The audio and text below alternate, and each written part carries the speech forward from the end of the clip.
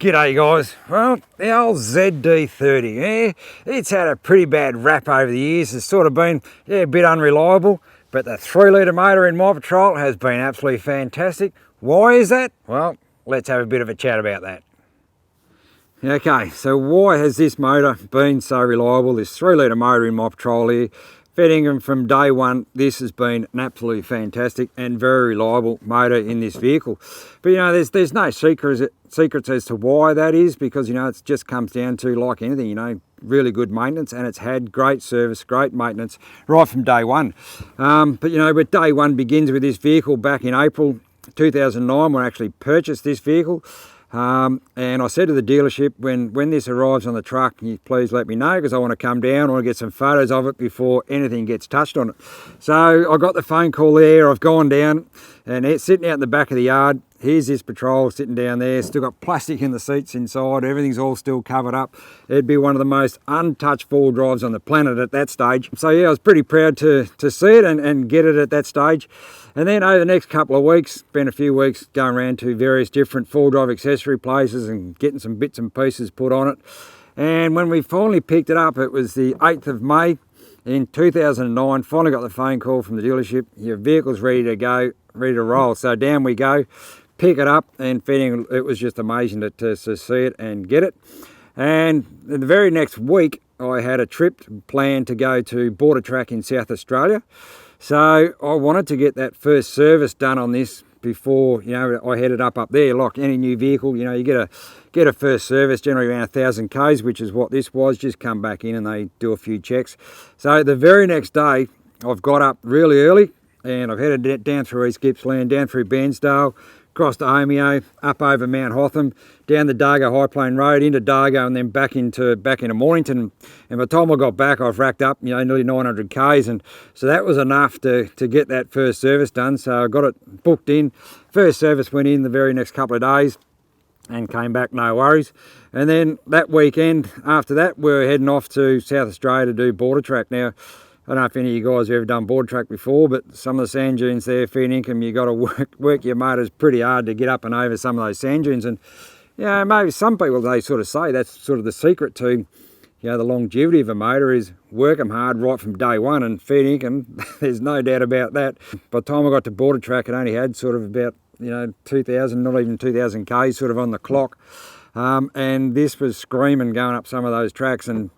But yeah, look, I had an absolute ball and went through there, no worries. So it just, from then it's just gone on with this vehicle. And then 2011, I got involved with Forward of Action, and 2 years with those guys, and they were great fun days. And again, we've all followed Forward of Action, and this was working pretty hard on a lot of those trips as well during those years. And it had a power chip on it too at that stage. And then I got involved with DTA down there in Dandenong, and we took the chip out, and they did their tune on it. And at that stage, it had another aftermarket cooler on it, had a cross country on it, a bit smaller one than that. Had the 3-inch exhaust, had all that. So we just did the tune, and that made a massive difference to its performance and and how it drives. And I've always done my servicing right from day one too. Particularly with those guys down here. Look, I've still got even the original service book under here. From those days. And it's been serviced every 10,000 k's. Like there's the 105. That's the last stamp in the book there, the 105,000 k stamp there. But it's been serviced every 10,000 k's all the way through from day one. And new oils, new filters, and that's certainly been I reckon part of the secret as to why this thing's so good is because it's been looked after right from day one. And then I've carried that on. I've got another book here now, which I've started this book ever since the motor ticked over 200,000 k's. So when was that?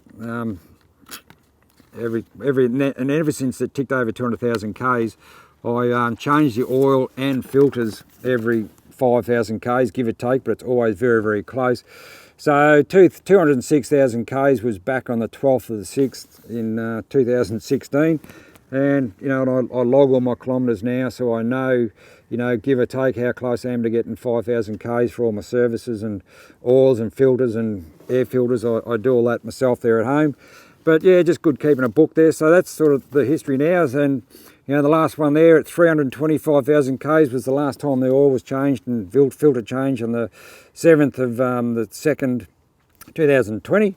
So that wasn't that long ago. So it's getting close to getting another oil change done. It's now got 328,000 k's on it. But look, it's just been a super reliable motor, you know, for all the way through. You know, with the high k's on them, because, you know, the old ZD30, it cops a bad rap for, you know, for high k's and those sort of things. But the really bad years with the ZD30 was back in 2003, was when, you know, pretty much 100,000 k's, yeah, pull the pin and they were going to start blowing up. But since the CRD, the Conrail diesel came in, you know, this motor's been great. I know a few people with them, and they haven't had any real great deal of issues with them. But even in those early years, I still know a few people. I've chatted to some people at full drive shows, you know, that got the 3-litre motor from those 2003 years, and you know, they've been super good, and still got, you know, the 200s and 300,000 k's on some of those motors. So you know, you just got to make sure you service them well, look after them, as I have done with this, you know, from day one. And you know, and then now we went to the next stage with this, you know, with the bigger intercooler again, and bigger turbo, catch can, all that sort of stuff. And the only time it's really ever stopped was May last year, 2019, where I did a trip to Fraser and Moreton Island.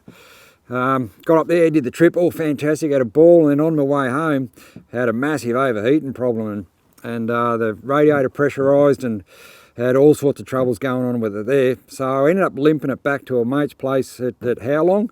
I left patrol there while I organised a truck, because I couldn't drive it anymore because it was overheating, and every time I filled the radiator up it would overheat in sort of, you know, 5 or 10 k's. Had to keep topping it up. So I limped it into his place, left it there, arranged a flatbed truck, and then rolled out of his place and brought it back home to the guys down here at Dandenong, and they did all the work on it down there.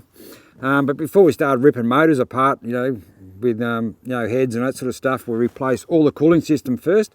So now it's all brand new, you know, radiators, hoses, the whole chute match is all brand new. And that worked for a few weeks actually. It held the temperature, no worries. But then after a while, yeah, only a couple of weeks after it that went too, so it overheated. I was just actually heading away on a trip to catch up with a mate there at Dargo, and she overheated on that. So ended up limping it back home. Back down to the guys, I got down there at Dandenong down there, and started ripping the motor apart. So all it was, the head gasket finally went on it at 310,000 k's. So all the top end of it now is all brand new. So it's brand new head. The injectors, fuel injectors, were sent away and tested and pressurised, and they came back with flying colours. So the same injectors have gone back in it.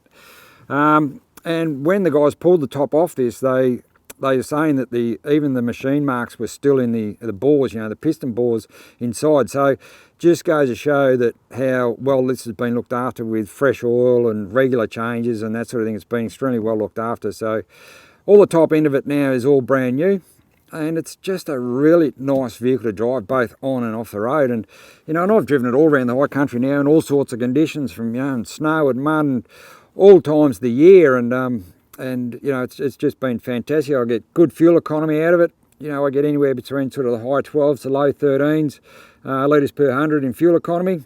So here we are now, it's sitting at 328,000 k's, and let's see the old 3-litre keeps rolling on, because when I go out full drive, and I don't even think about how old this motor is, I just push it hard, and the harder I push it, it's like a well-bred stock horse, this thing. The more I ask for it, the more it just gives me. So age is just irrelevant on this, how many k's, because feeding them, I just keep pushing it hard, and maybe that's the secret right from day one, because I have driven it pretty hard over those years. And if you've got a 3-litre, what have you done with it over the years to make it so reliable, so they keep on ticking on? And I'll be very, very interested to hear those stories. So there you go, guys. That's the run around about my 3-litre, my good old ZD30. I fair dinkum like it, and it's not going to go anywhere at this stage anytime soon. So we'll get ready for another trip out in the bush someday with it, and get these engine revs screaming again, as it always does when I go bush. So until then, guys, we look forward to seeing you guys out in the bush someday.